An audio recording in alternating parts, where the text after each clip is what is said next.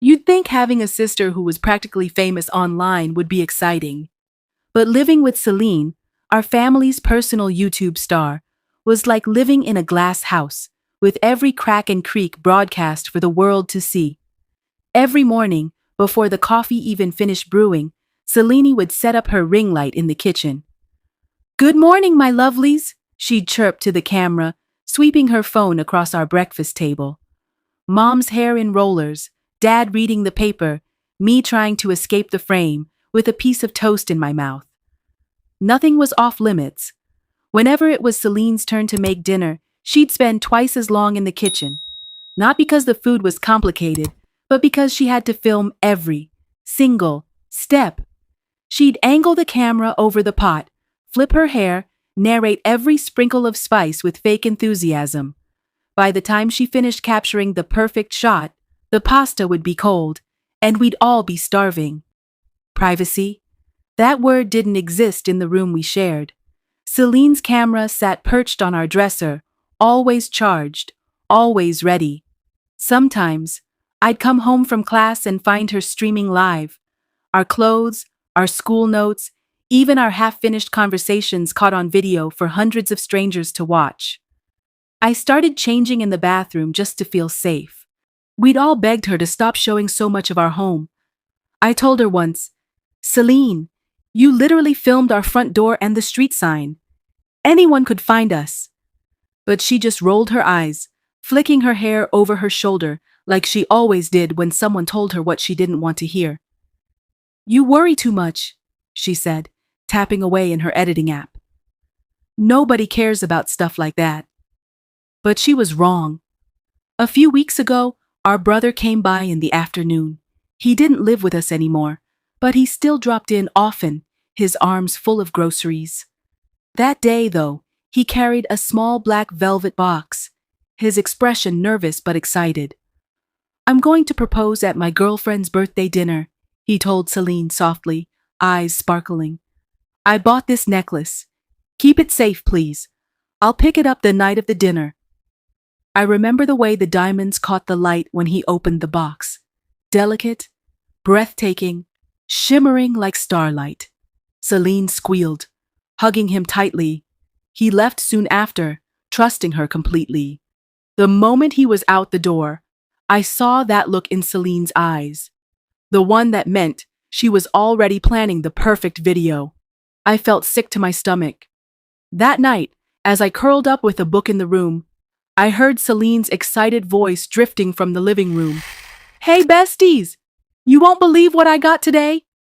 Look at this stunning diamond necklace I'm going to wear soon. Isn't it just perfect on me?" I ran in, begging her to take the video down.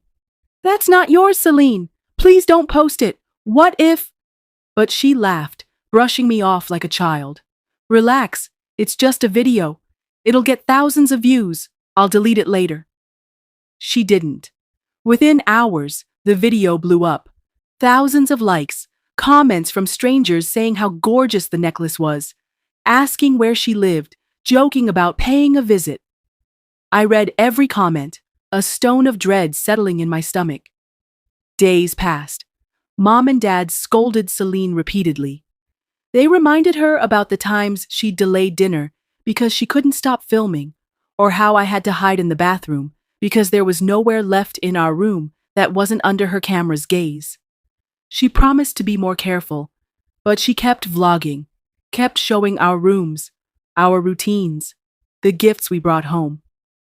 Each night, I triple-checked the locks, terrified that someone might come looking for what Celine flaunted so carelessly. Then, one quiet night, I woke to glass shattering downstairs.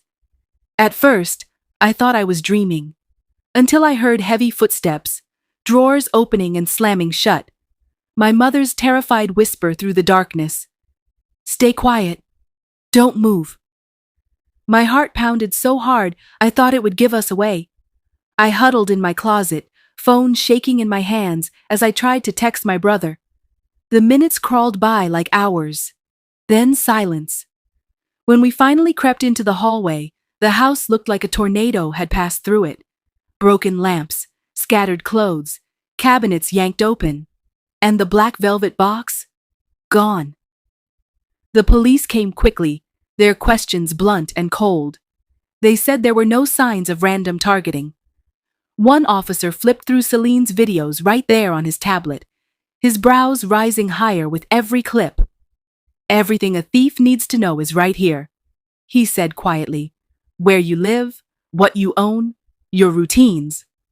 Celine stood frozen, face pale under the harsh lights of the squad car. For once, she had nothing to say. The following weeks felt like moving through a bad dream. My brother was devastated.